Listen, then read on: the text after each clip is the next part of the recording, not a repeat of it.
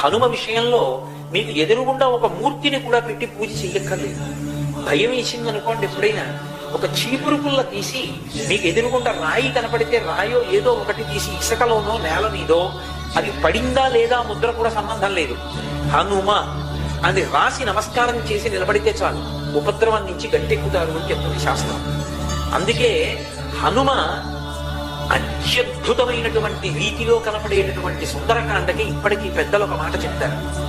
ఏదైనా జీవితంలో జటిలమైన సమస్య వచ్చినప్పుడు దాన్ని ఎలా పరిష్కరించుకోవాలో అర్థం కాకపోతే సుందరకాండ పుస్తకం తీసుకొచ్చి అక్కడ పెట్టి రామచంద్రమూర్తికి, సీతమ్మకి, హనుమకి నమస్కారం చేసి ఒక కొత్త చీపురు పుల్లని తెచ్చి కళ్ళు మూసుకుని సుందరకాండలోకి గుచ్చితే ఏ కాగితం దగ్గరికి చీపురు పుల్ల గుచ్చుకుంటుందో అక్కడ సుందరకాండ విప్పి చూస్తే మీ సమస్యకి పరిష్కారం రామాయణ కథాంతర్గతంగా కలుగుతుంది.